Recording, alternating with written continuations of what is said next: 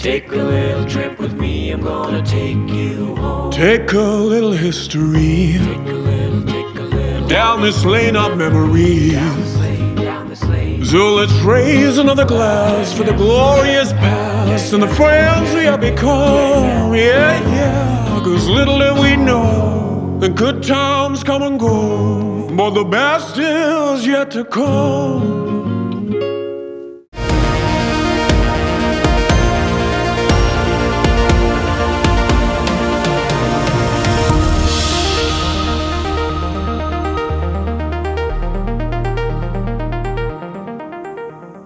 Hello and welcome to a special interview for The Wire. As we prepare for the relaxation of the lockdown on Monday, there are two critical questions that need to be asked.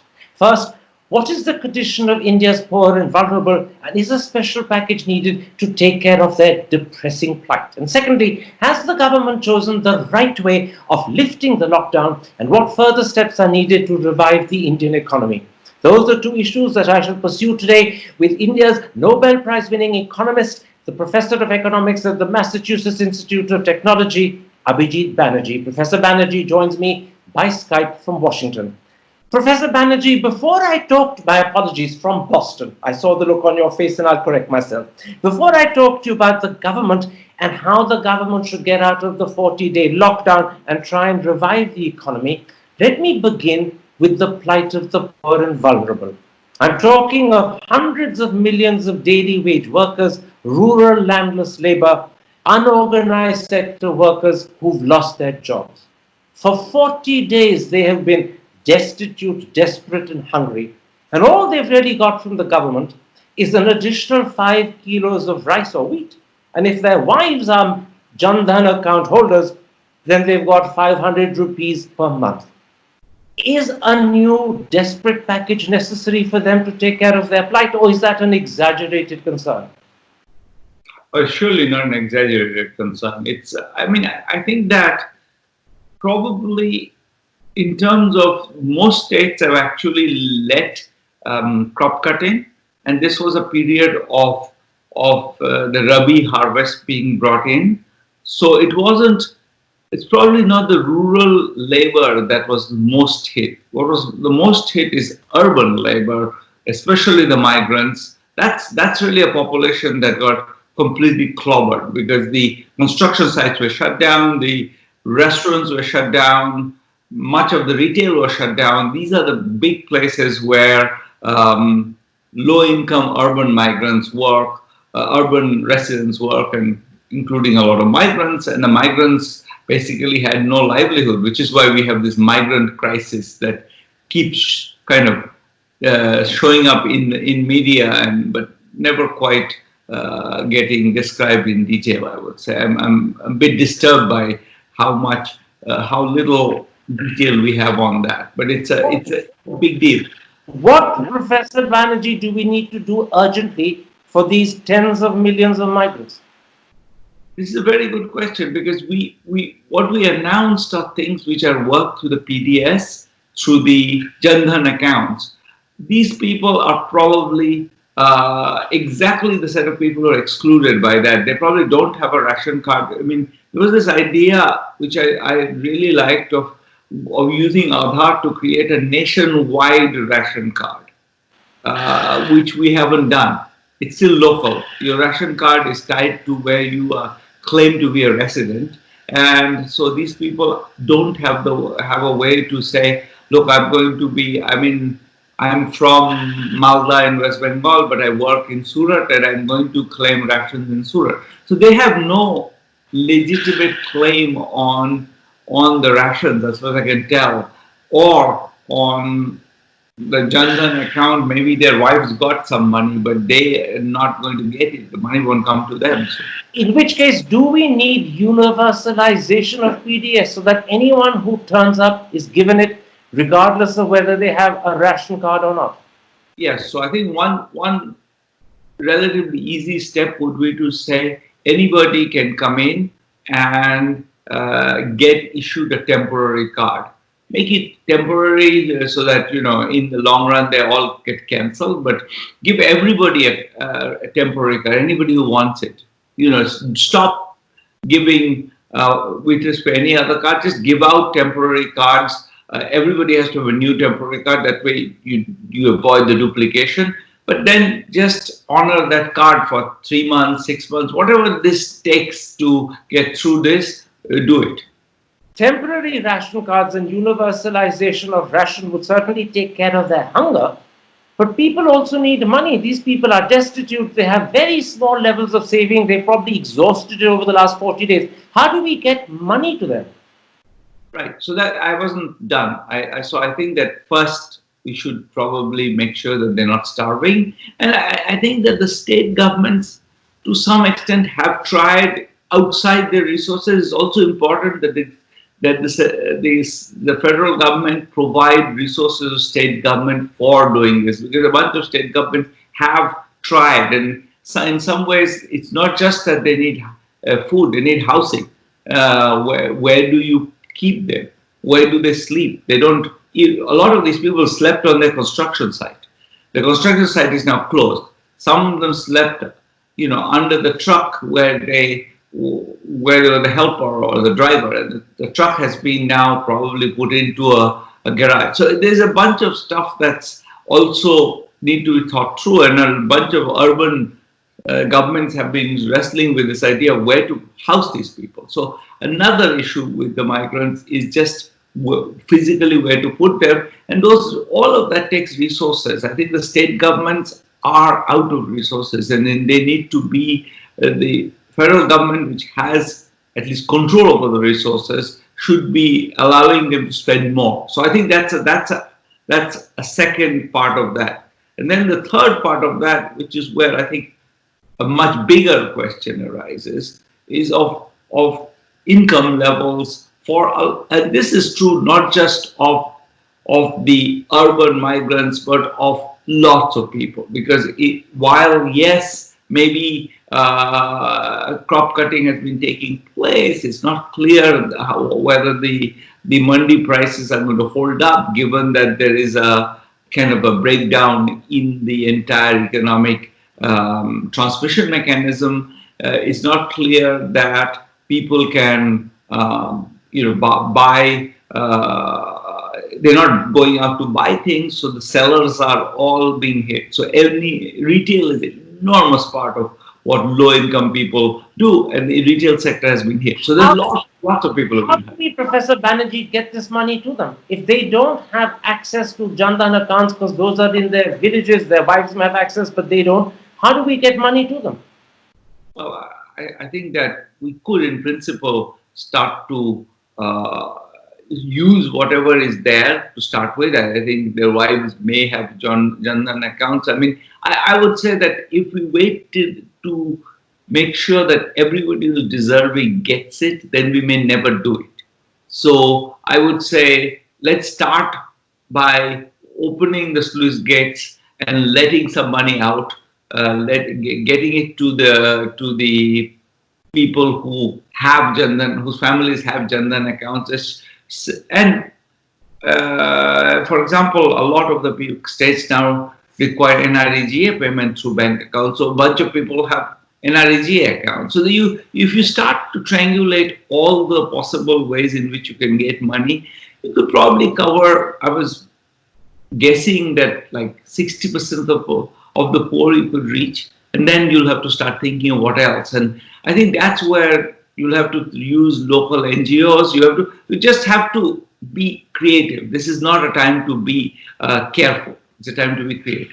Very quickly, all three, food, housing, money, are these emergency, urgent situations where the government has to act immediately? So far, the government has allowed 40 days to go by, and it hasn't done very much on any of them. So is this an urgent situation? So I think food and housing are urgent because there's just really there's no food, no housing. If you want very large population movement, I think the population movements are a little bit beginning to happen, but they have to be managed well so that you don't get 1,000 people in a bus. So I think to the extent that these things are going to take some time, and in a sense, maybe what's going to happen in some places is there'll be a revival. So you don't want them to go away, you just want them to mark time. If that's the case, that the food and housing is surely urgent. The money part of it, maybe the government can make an announcement that every family will get X thousand rupees, and that I make that more like 10 than like 1, and just start to think of the steps to do. Let me at this point put to you where the system seems to be not working. The Indian Express has reported that the original promise made by the finance minister of a kilogram of dal per family, only 10% of that has actually been given to the beneficiaries, although over a month has passed. Now, if something as simple as giving dal to beneficiaries cannot happen, and only 10% goes out, doesn't it suggest that the system may think along the right lines, but it cannot deliver? Yeah, I think that's correct. I think we have every layer we've created to check, everything needs to be monitored, checked, etc. now cuts against us. We have we've created, I think, over time, we've made the system for checking against, malfeasance better. And I think the evidence is that in the PDS system, the amount of food that's lost has gone down. So I think we have done something, but all of those checks are now, the bureaucracy is really uncomfortable with letting go. We were been working with one of the state bureaucracies, an excellent one as it turns out, for a while, not before this, on old age pensions. And the obvious fact is that, when there is any ambiguity about whether these older people are deserving, the bureaucracy's view is no. So we have a whole system of checking, and that's stopping everything from going faster. I take your point that the system that we've put into place to check malfeasance is now throttling the system itself. But it's not just on dal that people have a problem about the working of the system. It seems, even more importantly, there's a big problem with NREGA. The Hindustan Times has reported that there's a 10-fold increase in demand for NREGA jobs from Maharashtra and Rajasthan, a 3-fold increase from states like Madhya Pradesh and Chhattisgarh. But the Hindu has reported that in April, the number of people actually getting NREGA jobs was 82% less than April last year. And it was the lowest that it's been in 5 years. That suggests to me that just as demand has skyrocketed, supply of jobs has hit rock bottom. Yeah, but that one was predictable. I remember when this was announced, the lockdown, I think I spoke to someone, you have to, with NREGA, you have construction projects. So how to manage social distancing? The statement was the states are encouraged to continue NREGA projects while being consistent with social distancing. God knows that what it means. I mean, if you want to do something like that, then you better set out the protocols of exactly what it means to be consistent with social distancing. I mean, that's not a trivial matter, right? We have 5 people digging a ditch. We are next to each other. How do we do social distancing? So this that's why I think NREGA was a poor instrument to use at that point, because it's really hard to make it consistent with social distancing. If you want social distancing, go for something that's more like a universal cash transfer. I take your point, but the problem with NREGA that we're talking about is likely now to get worse, not better, because tens of thousands, if not a couple of million migrants, as we talk, are on special trains and buses going from shelter homes back to their villages. These are people who've lost their jobs, they're destitute, they will need NREGA to survive. When they try and sign up, the disparity between demand and supply will grow even worse. So this problem is going to get a lot worse before it gets better. Yeah, I mean, I think the way to solve it is to just not use NREGA and try to use the NREGA roles. Anybody who has applied for an NREGA, you probably have some bank account. Most states require bank accounts now. So, try to use any mechanisms, but also you have to give them cash. So use the NREGA roles from 2019. to sort of create a list of people who you would send the money to, but don't worry about actually running the project. Just give them the money. That was in the original NREGA plan. There was the law says that if you can't give them work, give them money. That was, and so that seems operational even now. If you can't give them work, give them money. Now, Professor Banerjee, NREGA, of course, only caters for rural unemployment. There is, as you mentioned earlier, a huge surge in urban unemployment. Do we need, perhaps even immediately, an urban employment guarantee scheme, or in the present circumstances, would that be just too ambitious? I would be way too ambitious. I think we don't want to create new schemes. If you want to do one-time cash transfers, I really think that we need to find ways to address the missing population problem you mentioned before, which is some people are just not going to be in any of these lists. What do you do about them? Their wives don't have a Jan Dhan account, or maybe their wife used to have an account and they're not with that wife anymore, or whatever. There's all kinds of reasons to worry about that. And in that case, I would say that we need to try to provide funds to the states to be creative, to use NGOs, to use. I do think that if we actually had the will to do it, we could do a much better job than we're doing. You're saying that the government simply hasn't got the will to do it. In other words, they know there's a problem, but they lack the will to address it. They're not trying. There is no sense in which they are doing their damndest to get it there. That's what Someone with my preferences would want them to do everything they can to make sure that people. After all, when I endure the lockdown, I endure it partly in social interest. It's not so much just to save my skin. I'm saving everybody else's skin by enduring it. My boss shut his business because it was in the social interest, and I am the victim of that. We should compensate people for these random acts of fortune. In which case, you're also saying, although you haven't spelled it out, that this government is being callous and heartless. It's doing the bare minimum rather than, as you said, it's not doing the damnedest it can to reach out to these people. Yeah, let me not make a value judgment on why it's doing it. There's all kinds of, it's also getting advice that it should be prudent and all these things, and the rating agencies, and it's a confusing time. Let's try to be positive about everybody's motives. My inclination is to not call people, to ascribe motives to this. I think what they haven't been able to do is just say that, look, this is an emergency. This is as much of an emergency as we'll ever have. In India, we have a pretty good record of dealing with kind of well-defined short-term emergencies like famines and floods. If you're saying this is an emergency and the government needs to recognize it's as much of an emergency as we will ever have, what is the quantum of resources that comes to your mind that they must immediately dedicate to ensure that people who are our fellow citizens do not sink into dire poverty, starvation, and destitution? So let me separate that into two things. I think part of the poverty question is a question primarily about the revival of the economy.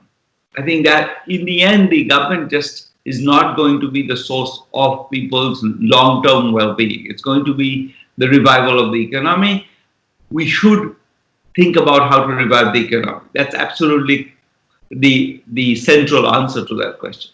The question of destitution now, what happens, suffering now, is what I think needs to be addressed through public policy. I think the public policy, if it's well done, it will also help the revival. Because I think we were facing a demand shortage, in my view, even before this happened.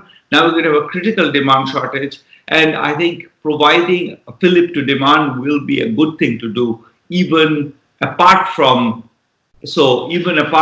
all the welfare concerns. It's just in terms of a Keynesian stimulus package, I would say go for it. So I think that the poverty question most people's incomes didn't come from the government. They won't come from the government in the future either. They're going to come from the economy reviving. And I think we should definitely focus on how to make the economy revive. And I think I think there, spending more money might help. Now, going back to the destitution question, I think the destitution question is one that needs to be addressed now. And there, I think we've already discussed what needs to be done, which is being, creating, schemes by which, not just giving cash to everybody that you can, and giving money to state governments to create new schemes, working through NGOs to get resources to these people. Let's then take a break at that point. When I come back, I want to talk to you about the way in which the government proposes to relax the lockdown from Monday. Is it in fact the best way, or could there have been better ways? And what does the government need to do to revive the economy? All of that in a moment's time. But first, a message from our sponsor, Glenlivet. Take a little trip with me, I'm gonna take you home. Take a little history Take a little down this lane of memories. down this lane. So let's raise another glass for the glorious past and the friends we have become. Yeah, yeah, 'cause little did we know the good times come and go, but the best is yet to come. Welcome back for a special interview with The Wire. My guest is India's Nobel Prize winning economist, Professor of Economics at the Massachusetts Institute of Technology, Professor Abhijit Banerjee. Professor Banerjee, let's now come to the announcement the government made on yesterday evening, when it said that it proposed to open up the economy and to relax the lockdown starting Monday. And it's doing so on the basis of dividing the country into three colored zones. The green zone will have the most activity, pretty close to normal. The red zone will have the least. Do you believe that this is a practical and well-calibrated way of relaxing the lockdown? Or, as some newspapers and people are saying, it's too detailed and complicated, difficult to follow, and riddled with bureaucratic interpretations?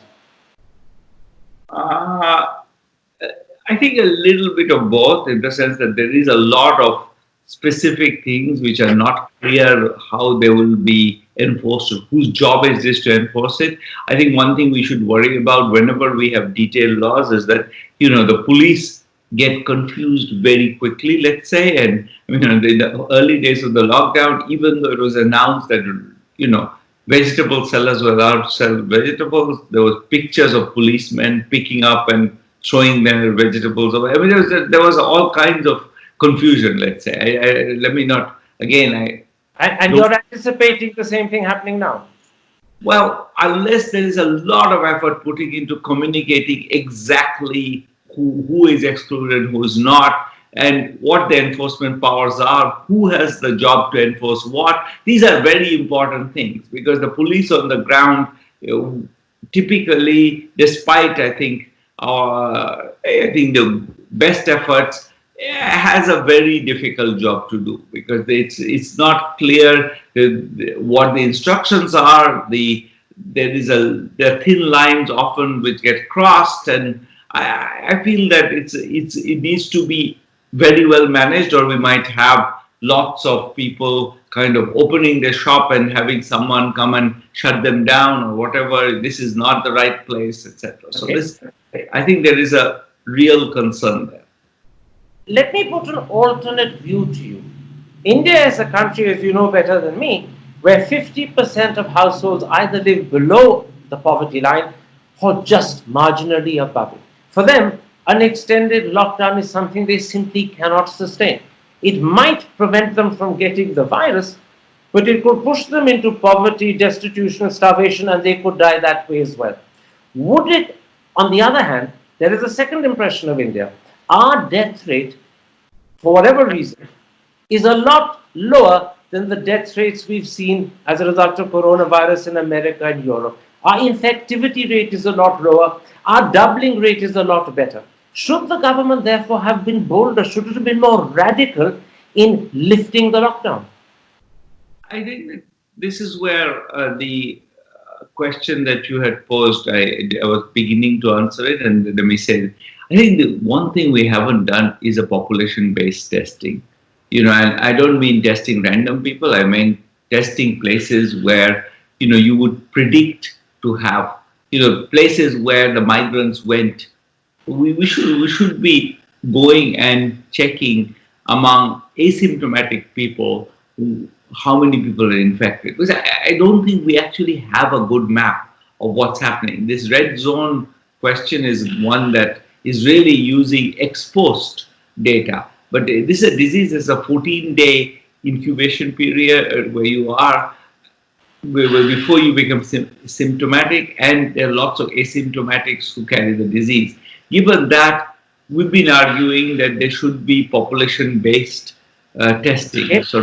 And without that, we are always taking a chance that we don't actually know. Because if you look at Maharashtra, one thing that's striking is, once the disease starts, it's actually operating in a different scale from other states. So whether it's because Maharashtra is measuring better, or just because we haven't yet had the disease start, but once it starts, it's going every place will look like Maharashtra. I don't know. Because Maharashtra looks quite different from Maharashtra, Gujarat looks quite different from the rest of the country right now.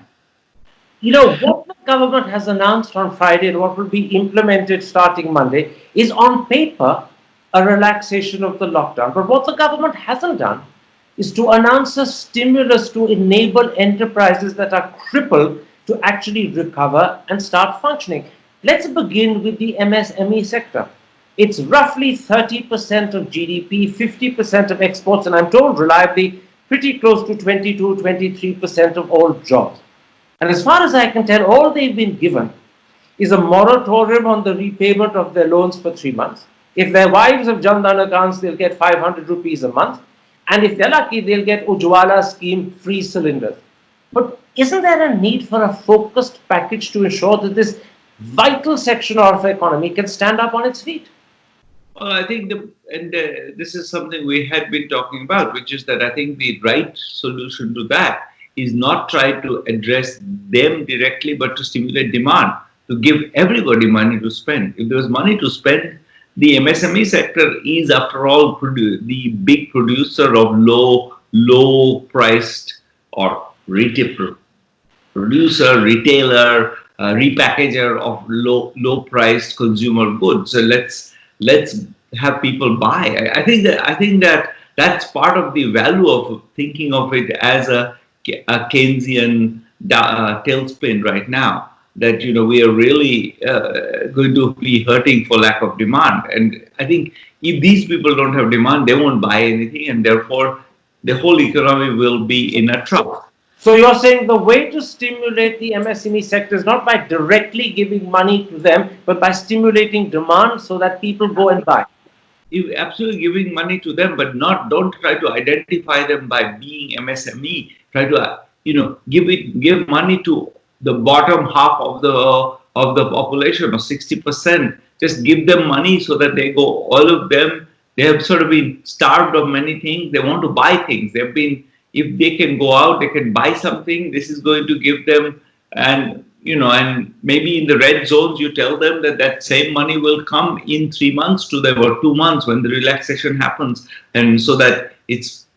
Do it in the green zones, do it in the orange zones, so that people who can go out can spend money. Let me put you a paradox that's about to happen. Large sections of the Indian economy, and the MSME in particular, depend upon migrant workers. But those migrant workers are now on their way back to their villages, and as we talk, there are special trains and buses taking them back. Is it likely that they're going to want to return in a hurry, given what they've been through? And secondly, should the government then find a way of trying to encourage them to come back? And if so, what can the government do? I think that encouraging them to come back right now, I think, would be a mistake, because I think that what we don't know is what happens next. I think even the government is aware that we could see a new lockdown if necessary, if the disease starts spreading in certain places. So I wouldn't want to send them back and then again send them back. I think it's probably a good thing to right now to go slower on that But then, how do we revive the economy in the absence of the migrant workers who are such a critical part of it? I think is an excellent question. I don't know the answer to that question. I mean, in the sense that I think this is going to hurt the recovery. The lack of labor will hurt the recovery. On the other hand, it seems to me to be a little bit rash to let them back in without sort of. I think the next month of data on tracking, and really we should be testing many more people. So this is in a sense a paradox that we'll have to learn to handle over the next few weeks and months as it plays out. Let me come to the formal sector, and I'm talking in particular about industries that have been crippled by the lockdown: hotels, restaurants, airlines, automobile manufacturers, tourism. Reports suggest that this is not a priority for the government. Is that understandable, or is that a mistake? Probably a mistake, because in some ways I think that there's a. I mean, you have to understand that the government's view is that there needs to be macroeconomically responsible. My view is that that's a little bit of a red herring right now. The responsible thing is to be, willing to spend cash and print money and spend it. The US is doing that. Europe is doing that. Why aren't we doing that? So I feel like Japan is doing that. Japan is injecting $1 billion into the economy. It's just like we're really being very slow to move. So I feel that resources should not be a constraint. I think the government has done the right thing, or in the sense that moratorium on all debt payments is probably a good idea. Is a good idea right now, at least that. But I think that many of these people, unless the economy is stimulated, they just have no way of getting back in. So I feel. Can I pick you up on that point about the stimulating of the economy? At the moment, the package the government has come up with, and it came up with it on the 26th of March, which is 5 weeks ago, was a total of 1.7 lakh crores, just 0.8% of GDP. And you don't need me to tell you that it pales in significance to what practically every other country in the world has done. There are people like Amit Mitra, the finance minister of West Bengal, or P. Chidambaram, the former finance minister, who said that you need a stimulus package of at least 5 or 6% of GDP. What's your feeling?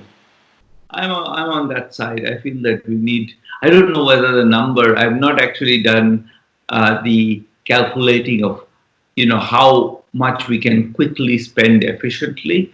For example, I do think that some of this money could be used for recapitalizing some of the NBFCs and some of the banks, and if there's money to print and spend, we could just suddenly repair a bunch of balance sheets, and that might also have long-term consequences. So I don't know whether 5% is too little or too much, because I haven't sat down and done that arithmetic, and I'm not the right person to do it either. In the order of 5 or 6% sounds about right to you. That would be fine. To me, I wouldn't think of that as being irresponsible, let me say. If somebody did their homework and said it was 5%, I would say yes, fine. And let me pick you up on that point, that you wouldn't think 5 or 6% would be irresponsible, because one of the concerns the government seems to have is the impact it would have on the fiscal deficit. Now, as you know better than me, the combined deficit of the center, the states, and the PSUs, spoken of as the public sector borrowing requirement, is said to be pretty close to 9%. How much higher do you think it can be kicked up? Or would you say in the present circumstances, the fiscal deficit should be the least concern? It should be the least concern. And I think the rating agencies really should recognize that we have never defaulted. So this whole thing of, what they do, rating agencies, what they do is they basically protect debt holders. And then it's not just that they give ratings of default. What they're trying to do is make sure that, there's no inflation, because if there's inflation, then, the people who are holding debt get hurt. And I think that that's a really perverse incentive they face, because I think they're putting the interests of people who are holding on to government bonds over everybody else's. I, My last issue, the one area where the government seems to believe there is in fact clearly good news is agriculture. The government says that they've harvested successfully somewhere around 67-70% of the Rabi wheat crop. They believe, and I think the agriculture minister formally said this, that agricultural growth will be 3% this year, which is only marginally less than last year's 3.7. Now, if all of that turns out to be the case, it would be great news. It would be wonderful. But is it too good to be true? Are you a little suspicious that agriculture is doing so well? I have no idea. It's one of these things where it depends very much on how much of the marketing was opened up at the right time and was left open. I think there was an attempt to do that. The agricultural the announcement came roughly when we were starting to worry about how will the crop be cut. The government did make a relaxation for that. Was that the right time? Yes, with no data, what am I supposed to be able to say? Nobody's collecting that data. We get anecdotal descriptions from the media, which is the best the media can do. There is no one collecting data. So I'll take government's word for it for now. We'll find out. My last question, as we end this interview, 36 hours roughly before the lockdown starts getting relaxed, what is your advice to the government? Spend more money. That is it. Simply, boldly spend more money. Yeah.